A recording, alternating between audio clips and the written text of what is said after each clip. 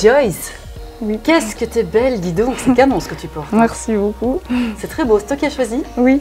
On est là pour raconter ton histoire, Joyce. Toi, tu as 20 ans et ta vie a un petit peu changé récemment, hein, raconte-nous. Oui, alors ça a commencé en mars 2020, début confinement. Je remarquais un tout petit peu de poils blancs sur mon sourcil, mais j'avais pas vraiment prêté attention plus que ça.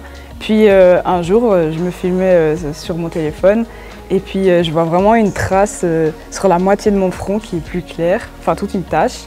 Et je me dis vraiment c'est bizarre, j'étais un peu choquée. Puis le temps passe et je prends rendez-vous chez un dermatologue qui me dit que je suis diagnostiquée du vitiligo.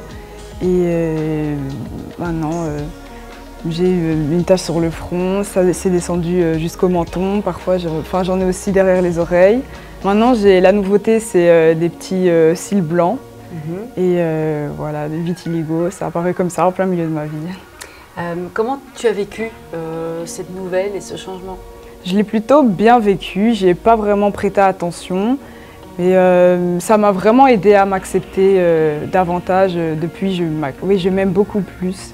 J'ai beaucoup plus confiance en moi. Tu t'aimes beaucoup plus? Oui. C'est fou ça, tu l'expliques comment?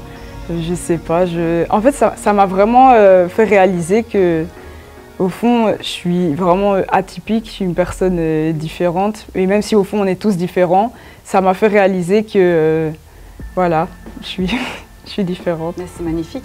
Qu'est-ce qui fait, tu crois, que tu as eu ce déclic avec cette différence, te sentir bien?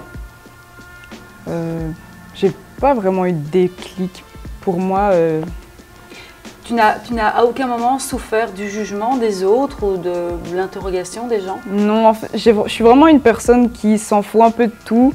Du coup, je me suis pas vraiment préoccupée du regard des gens. Ça m'a vraiment aidé aussi de ne pas me préoccuper de ça. J'ai eu des remarques, on m'a dit « Ah, tu devrais un peu le maquiller », mais j'y ai vraiment pas prêté attention. Donc de nouveau, c'est les gens qui pensent à ta place. Oui, voilà. Oui. Et je me suis dit non, je vais pas faire attention à ça. Je vais faire comme moi je le veux. Si moi j'aime bien, c'est le principal. Ouais. Et voilà. C'est magnifique. Et alors toi, dans tes origines, tu as une mixité assez impressionnante. Quelles sont tes origines à toi? Je suis belge, congolaise et portugaise. Ma mère est métisse et elle est née au Congo. Donc toutes des couleurs de peau différentes au final. Et ta peau, finalement, a décidé de trouver sa propre couleur. Oui, elle a fait un petit mélange et voilà. Et ça te rend fière? Ouais, très fière. C'est aussi toute une culture et oui, c'est important la culture. On parle beaucoup aujourd'hui du vitiligo. Tu as toi-même un modèle, je sais, qui t'a peut-être aidé, non, dans cette démarche? Winnie Arlo, oui, c'est un mannequin qui a du vitiligo aussi. Et oui, je pense que pour les personnes qui ont du vitiligo encore plus que moi, elle nous a vraiment aidés. C'est une personne qui a dû beaucoup se battre. Je pense que quand elle était plus petite, on se moquait beaucoup d'elle par rapport à ça. Je pense qu'elle a vraiment fait un énorme boulot pour nous, à rendre ça plus acceptable pour tout le monde. Et à s'accepter soi-même, évidemment. Exactement, oui. Et du coup, tu te rends compte, toi, aujourd'hui, chez nous, en Belgique, dans notre Wallonie, est-ce que tu te rends compte que tu pourrais aussi représenter un modèle pour les filles voilà, qui découvrent cette différence? Ah, oui, peut-être, pourquoi pas.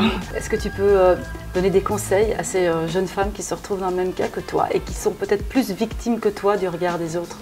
Il ne faut vraiment pas se préoccuper de la vie des gens, il faut vraiment accepter ça comme ça. Il faut prendre ça comme un signe, c'est venu et c'est une différence, c'est quelque chose de plus qu'on a et voilà. Merci en tout cas, t'es très belle. Merci beaucoup.